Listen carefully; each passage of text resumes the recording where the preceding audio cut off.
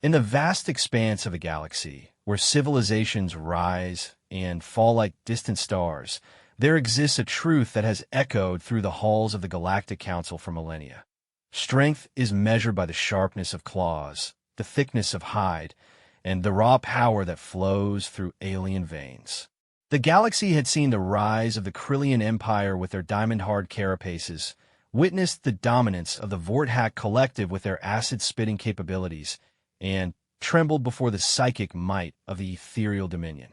Then came the humans, soft, pink creatures from a blue-green world called Earth. No natural armor, no venomous fangs, no psychic abilities that could crush mind from across star systems. They seemed laughably fragile, their thin skin easily torn, their small frames dwarfed by the towering alien delegates who sneered down at them during their first appearance before the Council. The galaxy's greatest military minds dismissed humanity as another weak species destined for subjugation or extinction. They had seen thousands of such civilizations, brief flickers of intelligence that burned out when faced with the harsh realities of cosmic warfare. They were about to discover just how catastrophically wrong they could be. For in their arrogance, the Council had overlooked one crucial detail about these seemingly helpless creatures. On a world where everything wanted to kill them, where massive predators roamed freely and natural disasters reshaped continents, humans had not just survived, they had thrived. And when you corner any creature that has fought its way to the top of such a violent food chain, when you threaten everything they hold dear, you don't meet the soft diplomat who smiled politely in council chambers. You meet the monster they had to become to earn their place among the stars. The galaxy was about to learn why you never, ever underestimate a species that conquered a death world with nothing but determination, ingenuity, and an absolutely terrifying refusal to give up. The chrome and crystal halls of the Galactic Council Station Omega stretched endlessly in all directions, a monument to the collective might of 17 different alien civilizations. Ambassador Kethmore of the Krillian Empire clicked his razor-sharp mandibles in amusement as he watched the newest species shuffle nervously into the Grand Assembly Chamber. Their delegation consisted of 5 individuals, each one more pathetically fragile than the last. Behold, Kethmore's chittering voice carried across the chamber, drawing the attention of dozens of alien delegates. The humans have finally arrived to beg for admission to our council. The human delegation moved in a tight formation, their eyes darting nervously around the massive chamber that could easily hold 1,000 beings. Ambassador Sarah Chun, their lead representative, stepped forward with what she hoped was confident posture, though every instinct screamed at her to flee. Around her, the assembled representatives of the galaxy's most powerful civilizations loomed like living nightmares. The Vorthak delegate stood nearly 12 feet tall, his obsidian exoskeleton gleaming under the chamber's ethereal lighting. Acidic saliva dripped from his mandibles, leaving smoking holes in the pristine floor.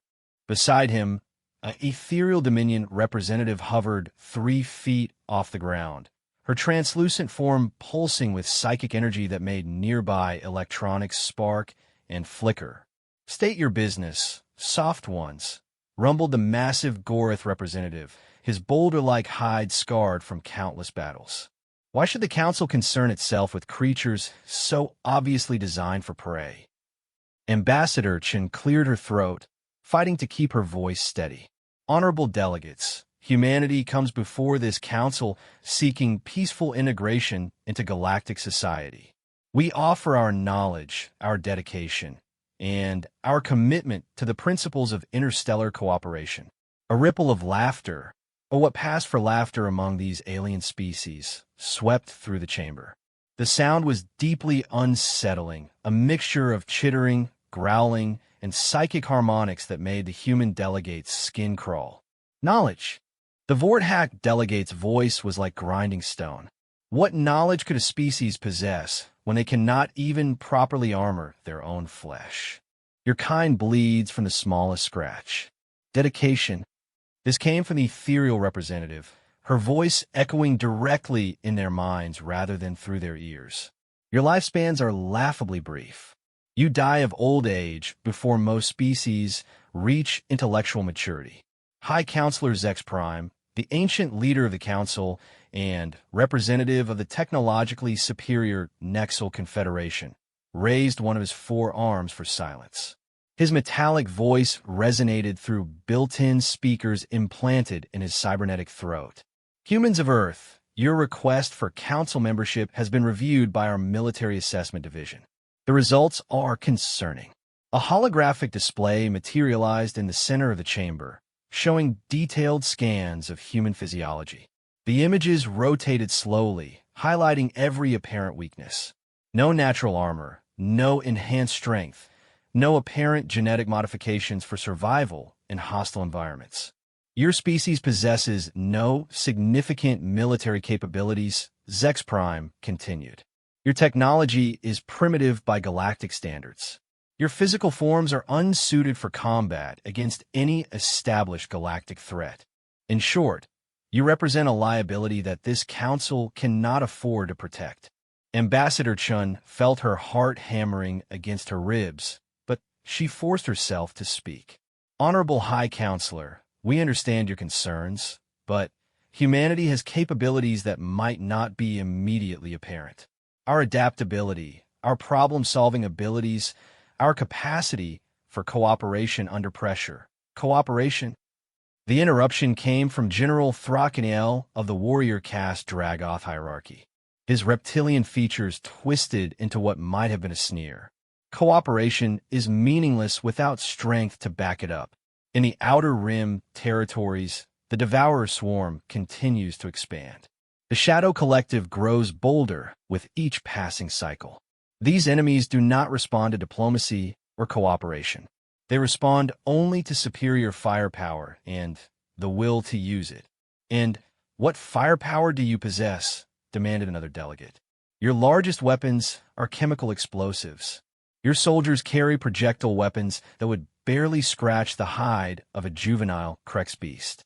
Your space vessels are held together with metal alloys, so primitive they would disintegrate under the gravitational stress of a simple FTL jump. The human delegation exchanged glances. Dr. James Morrison, their military advisor, stepped forward slightly. His gray hair and weathered features spoke of decades of experience, but even he seemed dwarfed by the alien assembly. Respectfully, Morrison said, his voice carrying the gravelly tone of a career soldier, humanity's military doctrine has been shaped by unique circumstances. We've learned to maximize efficiency with limited resources.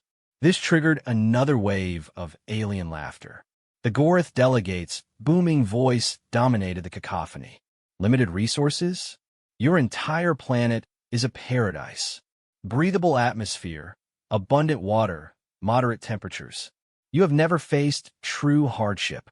Your species evolved in a garden, added the Vorthack representative with obvious disdain.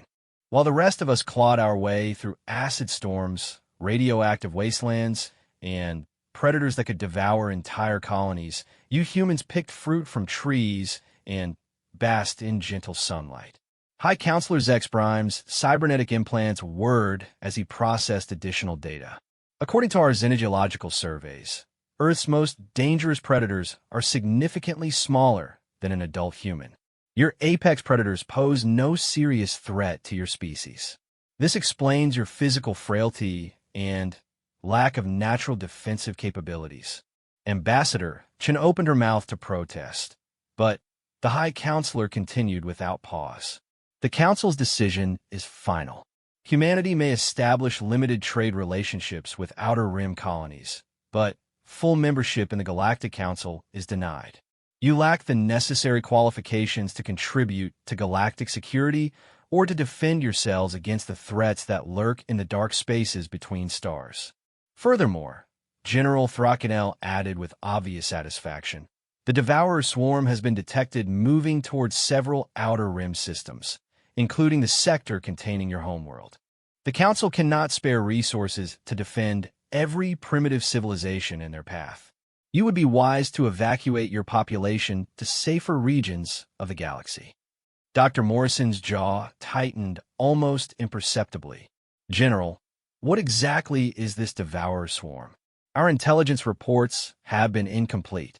Bioengineered killing machines, replied the ethereal delegate, her mental voice carrying undertones of fear despite her species' natural psychic shields.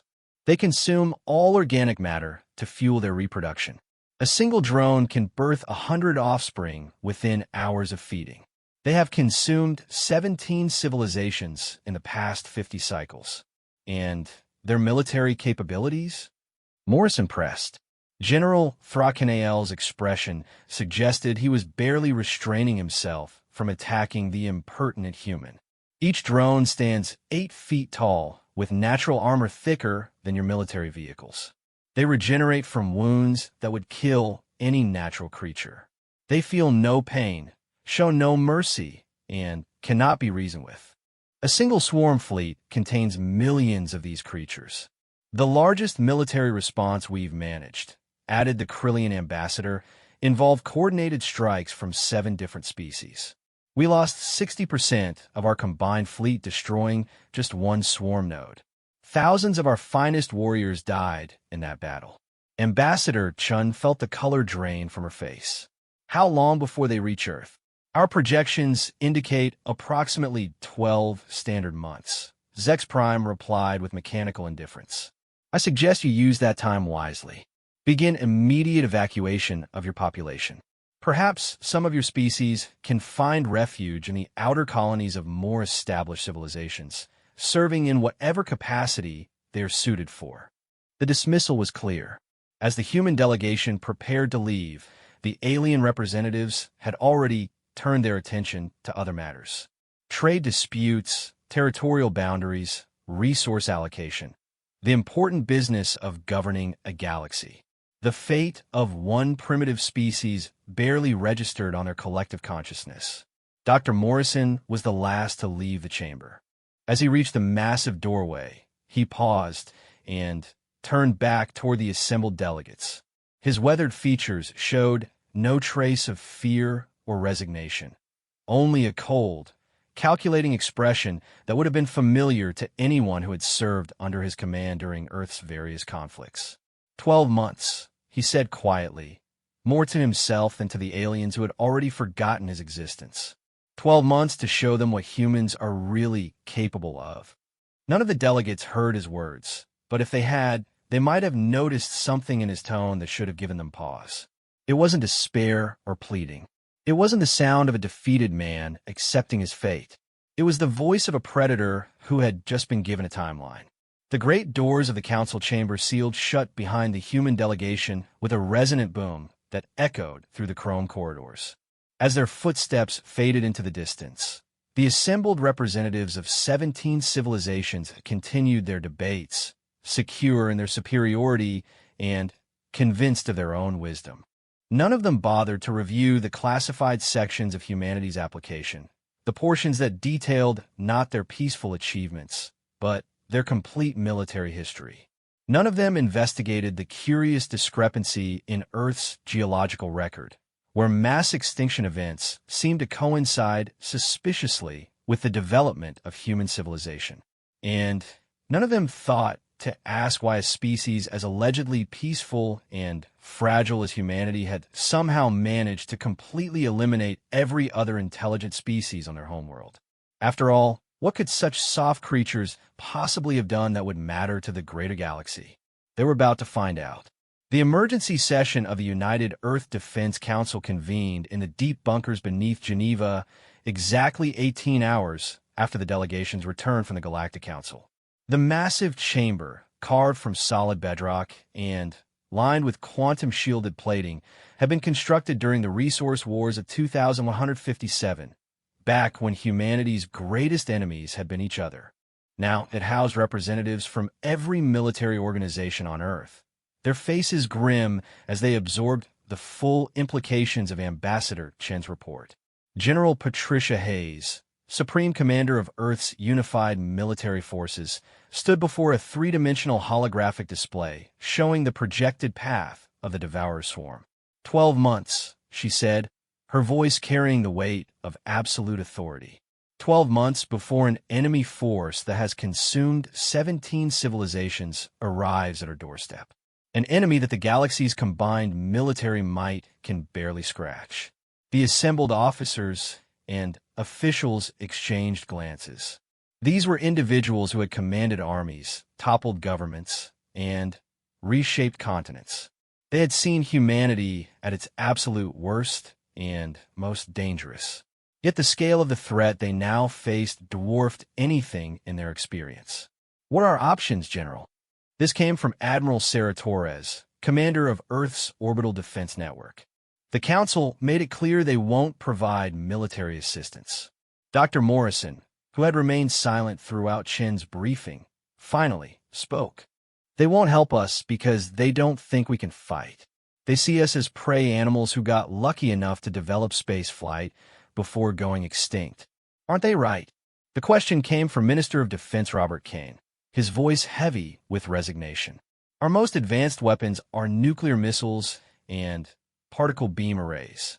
According to their intelligence, these creatures regenerate from wounds that would vaporize our main battle tanks. General Hayes activated another holographic display, this one showing detailed schematics of the Devourer Swarm's biological capabilities. The images were nightmare fuel. Creatures that looked like a fusion of insect and machine, with natural armor plating that could deflect energy weapons and claws capable of tearing through starship hulls. The aliens are correct about one thing, Hayes admitted. Our conventional military technology is insufficient for this threat, but they've made a critical error in their assessment of humanity. She gestured toward another display, this one showing Earth's military production capabilities. The numbers were staggering. Industrial complexes that could manufacture millions of weapons per day, automated factories that operated around the clock, resource extraction operations that spanned entire continents. They think we're weak because we're soft, Hayes continued. They think we lack experience because our planet appears peaceful. They have no concept of what humanity has accomplished through pure necessity. Dr. Morrison stood and activated his own datapad. The holographic display shifted to show historical footage from Earth's conflicts, the resource wars, the climate rebellions, the corporate purges.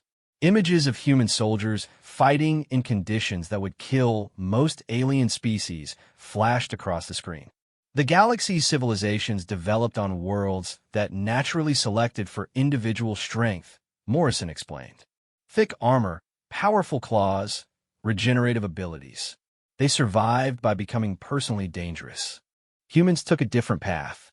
The footage showed human infantry squads coordinating complex attacks against numerically superior forces, engineers constructing defensive positions under enemy fire, medics dragging wounded soldiers to safety while explosive rounds detonated around them. We didn't develop armor because we learned to make it. We didn't grow claws because we learned to forge weapons. We didn't evolve regeneration because we learned to keep each other alive through sheer, stubborn refusal to accept defeat. Admiral Torres leaned forward, studying the tactical displays. Doctor, what exactly are you suggesting? That we fight these creatures with conventional forces. Not conventional, Morrison replied, his expression grim. Humanity has never fought a conventional war when survival was at stake. We fight dirty, we fight smart, and we fight without mercy. The question is whether our political leadership has the stomach for what needs to be done. General Hayes activated a classified file that made several of the civilian officials in the room go pale. The display showed weapon specifications and tactical doctrines that violated dozens of interstellar treaties, weapons that humanity had developed but never deployed due to their horrific effectiveness. Project Lazarus, Hayes announced, biological warfare agents designed to target specific genetic markers. Project Medusa, nanotechnology weapons that convert organic matter into additional nanobots. Project Prometheus, antimatter charges with yields measured in megatons. Those projects were supposed to be destroyed, Minister Kane said, his voice barely above a whisper. The Geneva Accords of 2089 were suspended under emergency protocol 7 the moment we learned about the Devourer swarm, Hayes replied coldly. Humanity faces extinction. Legal niceties are no longer a luxury we can afford. Dr. Morrison pulled up additional files, research projects that had been deemed too dangerous for practical implementation. The aliens are correct that humans lack natural weapons. What they don't understand is that we've spent the last 5 centuries learning to create unnatural ones. The display showed weapons that pushed the boundaries of physics itself. Gravity bombs that could create localized black holes. Quantum disruptors that unraveled matter at the atomic level. Temporal weapons that could age targets into dust within seconds. Most of these technologies were banned because they were considered inhumane, Admiral Torres observed. We're talking about weapons of mass extinction, which is exactly what we're facing, Hayes replied. The Devourer swarm doesn't negotiate. It doesn't show mercy. It consumes everything organic in its path and uses the biomass to reproduce. Conventional ethics are meaningless against such an enemy. One of the civilian representatives, Director Lisa Park from the Colonial Administration, raised her hand hesitantly. General, even if we could build these weapons in time, we're talking about a single planet fighting an enemy that spans multiple star systems. How can we possibly win? Morrison smiled, and there was something deeply unsettling about his expression. Director, you're thinking like the aliens do. They assume that warfare is about matching force with force, strength with strength. They've never learned what humans discovered centuries ago, that the most dangerous enemy isn't always the strongest one. He activated a new display showing Earth's industrial and scientific capabilities in full detail. The scope was breathtaking.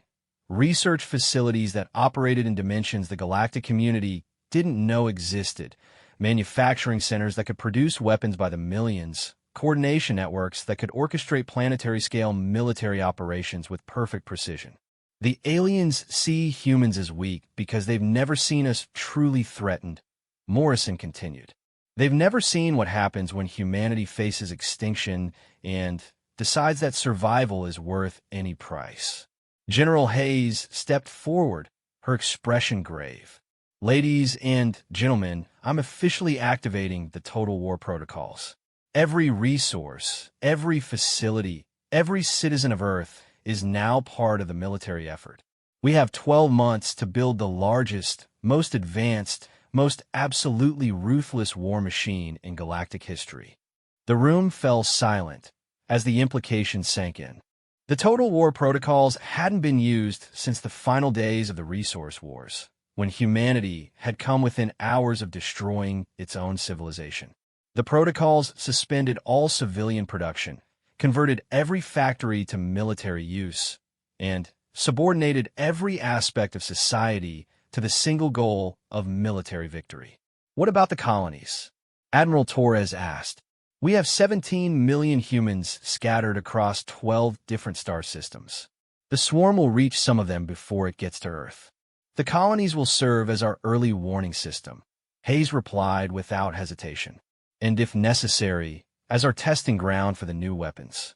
We cannot save everyone, but we can ensure that humanity survives. Dr. Morrison activated one final display, this one showing a countdown timer. 11 months, 23 days, 14 hours until the projected arrival of the Devourer swarm at Earth's outer defensive perimeter. The galaxy expects us to evacuate, he said. They expect us to run, to beg for sanctuary, to accept whatever scraps of territory they might be willing to share.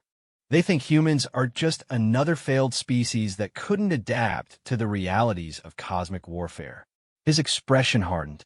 In 11 months, we're going to show them exactly what humans are capable of when we stop pretending to be civilized. The meeting dispersed with military efficiency, each representative returning to their respective commands with sealed orders and authorization codes that hadn't been used in over a century. Within hours, every military installation on Earth had shifted to maximum production schedules. Research facilities that had been dormant for decades came online, their automated systems beginning work on weapons that had existed only in theoretical form. In the depths of the Pacific Ocean, massive automated factories began converting raw materials into components for weapons that violated the laws of physics. In orbit around Luna, construction drones started building gun platforms with firing rates measured in terajoules per second. In laboratories hidden beneath the ice caps of Antarctica, scientists began field testing biological weapons that could strip the flesh from bones in seconds. The aliens had given humanity 12 months to evacuate. Instead, humanity was using those 12 months to become something that had never existed before in galactic history. A species that was simultaneously utterly ruthless and completely unified in purpose. As the first prototype weapons began rolling off production lines, Dr. Morrison stood alone in his office, staring at classified reports that would have horrified the galactic community. For the first time in centuries, humanity was preparing for a war where survival was the only acceptable outcome, and any means of achieving that survival were considered justified. The galaxy thought it knew what humans were: soft, weak creatures who had gotten lucky on an easy world. In less than a year, they would discover that humanity's greatest strength had never been its technology or its physical capabilities. It was humanity's absolute, terrifying willingness to become monsters when the alternative was extinction. 6 months before the projected arrival of the Devourer swarm at Earth, the first confirmed contact occurred at New Sarajevo, humanity's most remote colony in the Kepler 442 system. The colony housed 2.3 million civilians and served as a major agricultural center for the Outer Rim territories. It also served as the perfect testing ground for humanity's new military doctrine.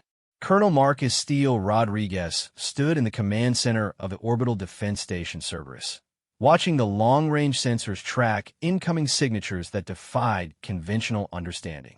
The Devourer swarm didn't travel in ships.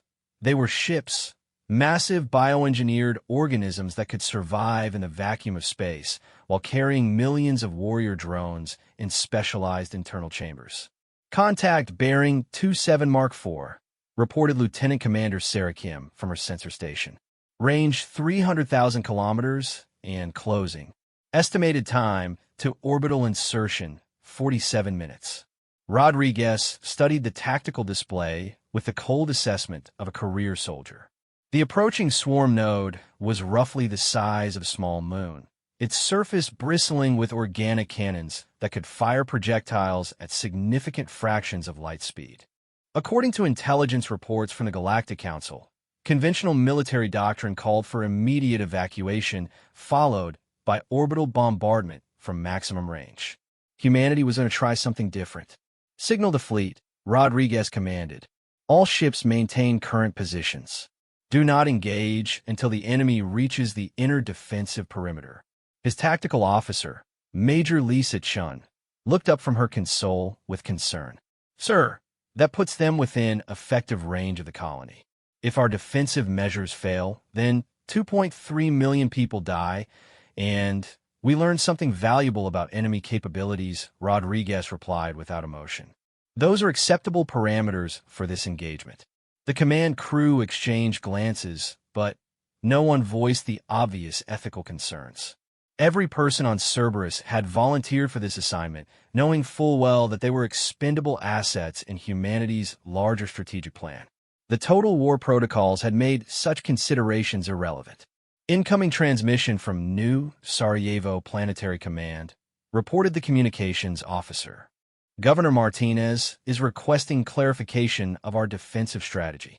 Tell the governor that all civilian populations should proceed to designated bunkers, Rodriguez ordered.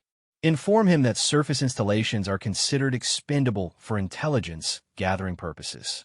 On the planet below, Governor Elena Martinez read the transmission with growing horror.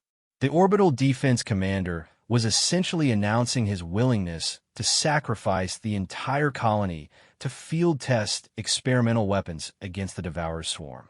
Yet as she looked around her emergency command center, she realized that none of her staff seemed particularly surprised by this development.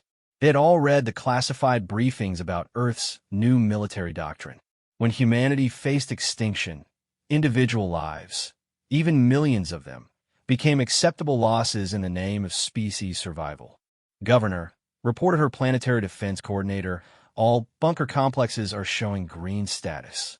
We can protect approximately 60% of the population from orbital bombardment. The remaining 40% will serve as test subjects to determine the effectiveness of enemy biological weapons. Martinez finished grimly. I understand the strategic necessity. That doesn't make it any easier to live with. Above the planet, Rodriguez watched as the Devourer swarm node began its final approach. At 200,000 kilometers, it released the first wave of fighter organisms, creatures the size of atmospheric aircraft that moved through space with impossible agility.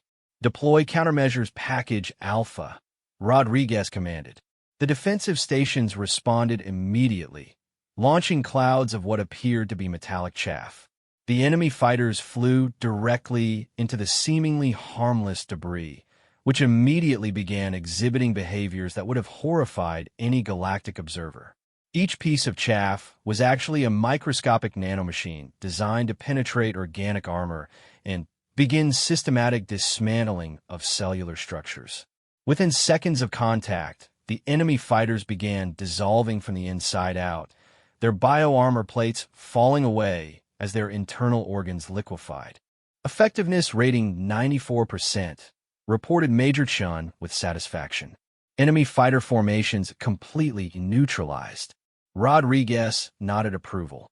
The nanomachine swarms have been deemed too inhumane for use against any sentient species, but the Devourer swarm's biological nature made them the perfect testing platform. Humanity was about to field test every banned weapon in its arsenal. The swarm node responded to the loss of its fighters by accelerating toward the planet and beginning organic artillery bombardment. Massive projectiles composed of compressed biomatter streaked through space at velocities that should have made interception impossible. Deploy Countermeasures Package Beta, Rodriguez ordered. The defensive stations launched a new type of interceptor. Missiles that didn't explode on contact, but instead released gravitational anomalies that created localized space-time distortions. The incoming projectiles were caught in artificially generated gravity wells and compressed into neutron-dense matter that simply ceased to exist as coherent objects. Direct hit on all incoming ordnance, reported the tactical officer. Gravity bombs performing within expected parameters. From the surface of New Sarajevo, the battle looked like a light show of impossible beauty. Streams of enemy projectiles simply vanished into points of collapsed spacetime, while defensive weapons created aurora-like displays as they interfered with local electromagnetic fields. But Rodriguez knew this was only the beginning. The real test would come when the swarm node itself reached orbital distance and began deploying ground assault organisms. At 50,000 kilometers, the enemy vessel began its transformation. The entire surface of the moon-sized creature split open like a vast flower, revealing internal chambers packed with millions of warrior drones. Each drone was the size of a main battle tank, armed with organic weapons that could penetrate military-grade armor, and possessed regenerative capabilities that allowed them to continue fighting even after sustaining massive damage. Deploying atmospheric insertion pods, Rodriguez announced. All personnel prepare for ground combat phase. The pods that launched from Cerberus looked like standard military deployment vehicles, but their contents would have been considered war crimes by every civilized species in the galaxy. Each pod contained not human soldiers, but artificially enhanced combat units that pushed the boundaries of what could still be considered human. Project Lazarus had produced soldiers whose bone density exceeded that of most alien armor plating. Their reflexes have been enhanced to superhuman levels through neural modification. Most significantly, they have been equipped with biological weapons that were specifically designed to be more effective than their users were at staying alive. Major Elena Vasquez led the first wave of enhanced soldiers as their pods slammed into New Sarajevo's surface. Around her, the landing zone erupted with incoming fire from Devourer drones that had begun their own atmospheric insertion. "Contact front!" shouted Sergeant Mike Torres as his enhanced vision systems identified targets through the smoke and debris. "Estimate 200 hostiles. Range 400 meters." Vasquez activated her tactical display and assessed the enemy formation. The drones moved with disturbing coordination, their organic weapons firing projectiles that could penetrate conventional armor with ease. Against standard human military forces, this assault would have been a massacre. Against Lazarus enhanced soldiers, it became a field test for humanity's newest weapons. "Deploy viral package Omega," Vasquez commanded. Her soldiers activated weapons that looked like standard rifle attachments, but functioned on principles that would have been incomprehensible to most galactic civilizations. Instead of firing projectiles, they released engineered pathogens that were designed to exploit the specific biological vulnerabilities of the Devourer swarm's genetic structure. The effect was immediate and devastating. Enemy drones that had been advancing with perfect coordination suddenly began collapsing as their regenerative systems turned against them. The same biological mechanisms that allowed them to heal from massive wounds now caused their tissues to grow uncontrollably, creating massive tumors that consumed their internal organs within minutes. Confirmed kills on 147 hostiles, Torres reported with professional satisfaction. Biological agents performing beyond projected parameters. But the real test came when injured drones attempted to regenerate from wounds that should have been fatal.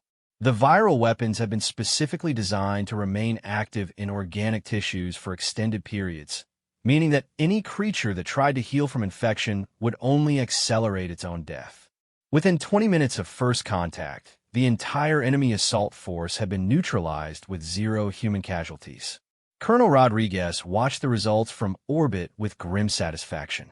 The enhanced soldiers were already advancing toward the next wave of enemy drones, their biological weapons creating expanding zones of death that would remain hazardous to devourer organisms for months. "Sir," reported Major Chun, "we're receiving priority communications from Earth Command. They're requesting detailed tactical analysis for integration into the main defensive plan." Rodriguez nodded, already preparing his report. The battle at New Sarajevo had proven several critical points about humanity's new military capabilities. First, that weapons banned for humanitarian reasons were perfectly acceptable when used against non-sentient enemies. Second, that human-enhanced soldiers could operate in environments that would kill normal humans while using weapons that were more dangerous than their operators. Most importantly, the battle had demonstrated that humanity's approach to warfare was fundamentally different from anything the galaxy had seen before. Other species fought to defeat their enemies. Humans fought to completely eliminate them. As the swarm node above New Sarajevo began its death spiral toward the planet's surface, Rodriguez activated the final phase of the test. Orbital bombardment platforms fired quantum disintegration beams that didn't simply destroy the enemy vessel, but unraveled its molecular structure at the atomic level. The massive bioship simply ceased to exist, leaving behind only a cloud of elementary particles that dispersed harmlessly into space. "Test phase complete," Rodriguez reported to Earth Command. All experimental weapons performed within expected parameters.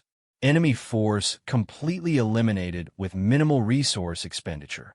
He paused, then added the information that would reshape humanity's entire strategic planning. Estimated time for complete sterilization of enemy force, 37 minutes. Projected casualties if applied to main swarm, 0. Governor Martinez emerged from her bunker complex to find a world that looked exactly as it had before the battle began.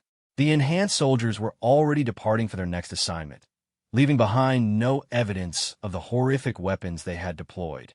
The orbital bombardment had been so precise that it had left no trace of the massive enemy vessel. Only the classified after-action reports would record what had really happened at New Sarajevo.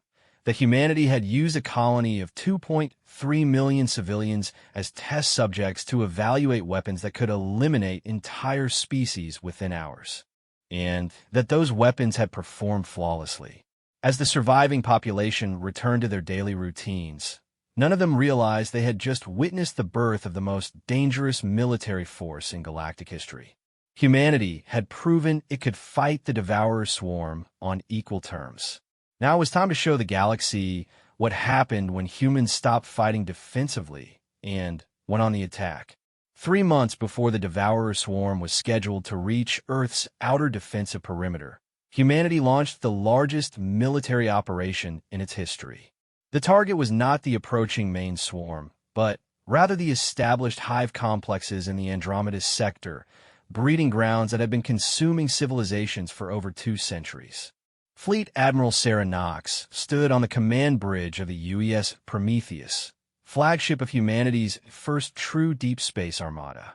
Around her, the tactical displays showed the positions of 300 warships that represented the absolute pinnacle of human military engineering. These were not the crude chemical rockets and primitive energy weapons that the Galactic Council had dismissed. These were vessels built with technologies that humanity had kept secret for centuries, powered by controlled antimatter reactions, and armed with weapons that manipulated the fundamental forces of reality. Admiral, reported Captain David Shun from his position at the tactical station, all fleet elements report ready for transition. Enemy hive complex bearing 087 Mark IV, range approximately 2 light-years. Knox studied the holographic display showing their target, a stellar system where the Devourer swarm had established a major breeding complex. According to intelligence gathered from the assault on New Sarajevo, these complexes could produce millions of warrior drones per day while simultaneously processing the biomass of consumed civilizations. Signal all ships, Knox commanded. Initiate quantum jump sequence. All vessels will emerge at maximum weapons range and immediately begin offensive operations. The transition from normal space to quantum tunnel drive was seamless, a testament to humanity's mastery of technologies that most galactic civilizations considered theoretical. Within seconds, the entire human fleet materialized at the edge of the target system, their sensors immediately detecting the massive organic structures that sprawled across multiple planets. What they found exceeded their worst projections. Admiral, reported the sensor operator, her voice tight with controlled fear, I'm reading biosignatures consistent with over 50 billion individual organisms. The hive complex has consumed the entire star system. Knox examined the detailed scans with professional detachment. Where there had once been inhabited planets, there were now massive organic constructions that pulsed with unnatural life. The former worlds had been converted into breeding chambers, their surfaces covered with kilometer-high structures that produced a constant stream of new warrior drones. Fleet Deployment Alpha 7, Knox ordered. All vessels maintain current range and begin long-range bombardment. Target priority is reproductive infrastructure. The human warships opened fire simultaneously, their weapons creating a display that would have been impossible with conventional technology. Quantum disintegration beams lanced across space at light speed, followed by antimatter torpedoes that could annihilate entire continents with single impacts. But the real demonstration of humanity's new military doctrine came with the deployment of weapons that existed nowhere else in the galaxy. Deploy the Medusa packages, Knox commanded. From specially configured missile pods, the fleet launched projectiles that contained humanity's most horrific creation, self-replicating nanomachines designed to consume organic matter and convert it into additional nanobots. Each warhead contained billions of microscopic machines that could reproduce at exponential rates when they encountered suitable raw materials. The effect on the hive complex was immediate and devastating. The nanomachines began converting the massive organic structures into additional weapons, creating an expanding wave of destruction that consumed everything in its path. Within hours, breeding chambers that had taken decades to construct were reduced to clouds of gray dust that continued to grow as they consumed more organic matter. Effectiveness rating exceeded all projections, reported Captain Shun with obvious satisfaction. Target complex showing complete structural failure across all monitored facilities. But Knox was already studying the next phase of their mission. The attack on the breeding complex was only the opening move in a larger strategic operation. Intelligence reports indicated that the Devourer Swarm's command structure operated on principles of collective biological consciousness. Destroy enough of the individual nodes, and the entire network would begin to collapse. Signal Squadron 7, Knox ordered, begin Phase 2 operations. Target the mobile hive ships in the outer system. Squadron 7 consisted of vessels equipped with humanity's most experimental weapons. Devices that manipulated space-time itself to create zones of accelerated entropy. These weapons didn't simply destroy their targets. They aged them into dust within seconds by accelerating their temporal reference frame. The squadron's attack on the mobile hive ships demonstrated the absolute ruthlessness of humanity's new military doctrine. As the temporal weapons struck their targets, the massive bioships began aging at thousands of times their normal rate. Organic armor that had taken centuries to grow cracked and crumbled within seconds. Internal organs that had operated for millennia simply shut down as their cellular structures exceeded their natural lifespans. Within minutes, hive ships that had been alive for geological periods simply died of old age. "Admiral," reported the communications officer, "we're receiving distress signals from the Galactic Council emergency frequency. Multiple alien civilizations are requesting immediate assistance against renewed Devourer Swarm attacks." Knox activated the Galactic Communications Array, accessing reports from across the galaxy. What she read confirmed humanity's strategic analysis. The Devourer Swarm was responding to the destruction of major breeding complexes by launching desperate attacks against any available targets. "Show me the tactical overview," Knox commanded. The holographic display expanded to show swarm movements across 17 different star systems. The creatures were abandoning their careful, methodical expansion pattern and throwing themselves against any defended target they could reach. They were acting like a wounded animal, dangerous, but no longer following rational strategic planning. "Admiral," Captain Shin observed, "the swarm appears to be concentrating its remaining forces for a final assault. Projected target appears to be Earth itself." Knox smiled grimly. "Exactly as projected. Signal Earth Command. Operation Lazarus is proceeding according to schedule. All remaining swarm elements are moving toward our prepared defensive positions." The communication that went out from the UES Prometheus would have horrified any member of the Galactic Council who intercepted it. Humanity wasn't simply defending itself against the Devourer Swarm. It was deliberately provoking the creatures into launching their most desperate attack against the one target where humanity had prepared the most comprehensive death trap in galactic history. "Admiral," reported the sensor operator, "long-range scanners are detecting massive swarm movements toward the Sol system. Estimated arrival time, 67 days. Knox nodded with satisfaction. The counterattack had been more successful than their most optimistic projections. The Devourer Swarm was no longer a galaxy-spanning threat that consumed civilizations at leisure. It was now a wounded, desperate enemy rushing toward its own destruction. "Signal all fleet elements," Knox commanded. "Mission complete. Begin return to Earth defensive positions." As the human fleet prepared for quantum jump back to their home system, Knox reviewed the tactical data from their offensive operations. In less than 72 hours, humanity had eliminated approximately 30% of the Devourer Swarm's total reproductive capacity while demonstrating weapons capabilities that exceeded anything in the galactic database.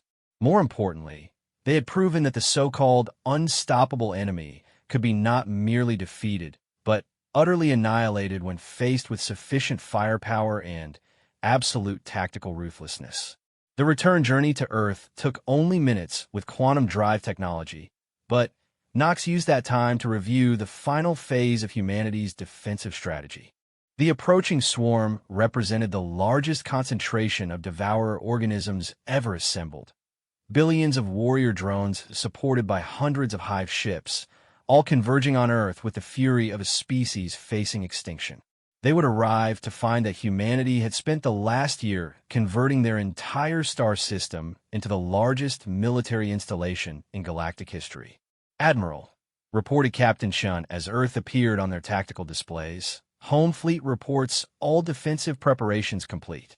Total available firepower exceeds projected requirements by a factor of 12.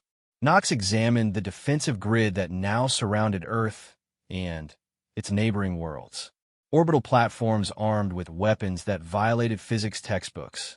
Automated defense drones that could operate in conditions that would kill any organic crew.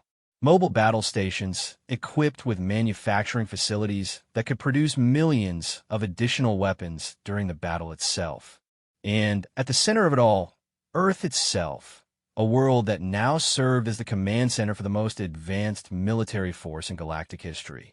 "Signal Earth Command," Knox ordered. Fleet Admiral Knox reporting successful completion of counterattack operations. Enemy forces have taken a bait and are proceeding toward Earth as projected.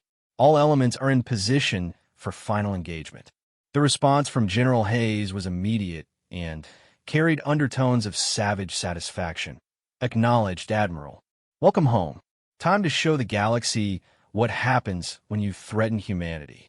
As the human fleet took its position in the defensive grid, Knox reflected on the transformation that had occurred over the past year. 12 months ago, humanity had been dismissed as a primitive species unworthy of galactic attention. Now they commanded firepower that could sterilize entire star systems and military technology that turned the laws of physics into weapons. The Devourer swarm was about to discover what every human throughout history had learned the hard way, that there was nothing more dangerous than a cornered predator with nothing left to lose. And in 67 days, when the largest concentration of bioengineered killing machines in galactic history arrived at Earth, they would find that humanity had prepared a reception that would be remembered for millennia, assuming anyone survived to remember it. The Battle of Seoul began at 0347 hours, standard Earth time, when the first elements of the Devourer swarm's main force crossed the outer edge of the Kuiper Belt. What they encountered there would later be studied by military historians as the most comprehensive example of defensive overkill in recorded galactic history. Fleet Admiral Knox watched from the command center buried 3 kilometers beneath the Swiss Alps as her long-range sensors tracked the approaching enemy force. The numbers were staggering. Over 2 billion individual warrior drones supported by 300 hive ships, all moving toward Earth with the desperate fury of species that had been backed into a corner. "Admiral," reported Colonel Martinez from the Outer Perimeter Command Station, "Defensive Grid Alpha is tracking multiple contact groups. Enemy formation extends from Jupiter's orbit to the asteroid belt. They're not even attempting tactical coordination. It's a straight charge toward Earth." Knox nodded grimly. The counterattacks in the Andromeda sector had achieved their intended purpose. The Devourer swarm was no longer the careful, methodical threat that had consumed 17 civilizations. It was now a wounded animal throwing everything it had left into one final, desperate assault, which was exactly what humanity had been counting on. "Activate all defensive systems," Knox commanded. "Deploy Welcome Package Alpha." Throughout the Sol system, weapons platforms that had been dormant for months suddenly came online. The Welcome Package was humanity's opening statement to the approaching swarm, a demonstration of just how thoroughly Earth had been fortified over the past year. The first wave of defensive fire came from gravitational manipulation stations positioned throughout the asteroid belt. These weapons didn't fire projectiles or energy beams. They created localized distortions in space-time that compressed matter into neutron-dense points of annihilation. Entire squadrons of Devourer drones simply ceased to exist as they flew into artificial gravity wells that compressed them beyond the atomic level. The effect was so complete that there wasn't even debris left behind, just briefly expanding clouds of exotic particles that quickly dispersed into space. First contact casualties. Approximately 40 million hostiles eliminated, reported the tactical officer with professional satisfaction. gravitational weapons performing within expected parameters. But the swarm's response demonstrated why it had been such a successful galactic threat for centuries. The surviving drones immediately adapted their formation, spreading out to minimize the effectiveness of area-denial weapons while maintaining their advance toward the inner system. It was a tactically sound response that would have worked against any conventional defensive strategy. Unfortunately for the swarm, humanity had spent the last year preparing responses to every possible enemy adaptation. Deploy Package Beta, Nox ordered. The second wave of defensive fire came from automated weapons platforms hidden throughout the asteroid belt. These weren't conventional missile batteries or energy weapons. They were manufacturing facilities that could produce custom-designed weapons in real time based on enemy behavior patterns. As the swarm adapted to gravitational weapons, the automated factories began producing anti-biological warfare agents specifically designed to exploit the creature's regenerative capabilities. Clouds of weaponized viruses erupted throughout the enemy formation, each one engineered to turn the drone's greatest strength into their most fatal weakness. The effect was immediate and horrifying. Drones that had been advancing with perfect coordination suddenly began dissolving as their regenerative systems went into overdrive, producing cancerous growths that consumed them from within. The same biological mechanisms that allowed them to heal from massive wounds now killed them in minutes. Confirmed kills now exceed 150 million hostiles, reported Colonel Martinez. Biological weapons achieving 97% effectiveness rating. Nox watched the tactical display as the swarm's formation began to collapse. What had started as a coordinated assault was rapidly becoming a disorganized mob as individual drones lost cohesion and began attacking anything within reach, including each other. But the most devastating demonstration of humanity's military capabilities was yet to come. Admiral, reported the communications officer, we're receiving priority transmission from the Galactic Council Station Omega.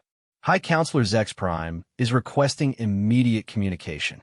Nox activated the Galactic Communication Array, curious to hear what the aliens who had dismissed humanity as primitive prey might have to say now that they were witnessing the most advanced military technology in galactic history. The holographic image that appeared showed the High Counselor's cybernetic features twisted with what could only be described as panic. Behind him, the great assembly chamber was in chaos as representatives from dozens of alien civilizations shouted over each other in fear and confusion. Admiral Nox, Zex Prime began, his mechanically enhanced voice carrying undertones of desperation. The Galactic Council demands an immediate explanation for the weapons you are deploying against the Devourer swarm. Your technology exceeds all known parameters for acceptable military force. Nox smiled coldly. High Counselor, 12 months ago your council determined that humanity was too primitive to deserve protection from this threat. We are simply defending our homeworld with whatever resources we possess. The weapons you are using violate every interstellar treaty regarding acceptable military technology, protested the Vorthack representative, his acidic voice carrying across the communication channel. Gravitational manipulation weapons, biological warfare agents, quantum temporal disruptors. These technologies are banned by civilized species. We never signed those treaties, Nox replied with absolute calm. And, as you made clear during our initial application for council membership, humanity is not considered a civilized species by galactic standards. The communication channel erupted with alien voices as various representatives attempted to speak at once. Nox listened with amusement to their protests, demands, and increasingly desperate attempts to assert some kind of authority over humanity's military actions. Furthermore, Nox continued, cutting through their babble, I should inform the Council that this engagement represents only the initial phase of our defensive operations. The real demonstration is about to begin. Admiral, Colonel Martinez reported from his position at the tactical station. Remaining enemy forces are approaching Mars orbit. Deploy final package. Nox nodded. Deploy package Omega. Show them what humans are really capable of. The The final phase of Earth's defensive strategy was a weapon that existed nowhere else in the galaxy, a device that converted matter directly into energy at the quantum level. Not a nuclear reaction, not an antimatter explosion, but a process that broke the fundamental bonds holding reality together. The weapon was deployed from a single orbital platform positioned between Earth and Mars. When it activated, it didn't fire a projectile or emit an energy beam. Instead, it created a zone of space where the laws of physics simply stopped working. Every devourer organism within a volume of space roughly equivalent to Earth's moon simply ceased to exist. Not destroyed, not vaporized, not converted into energy, they just stopped being part of reality.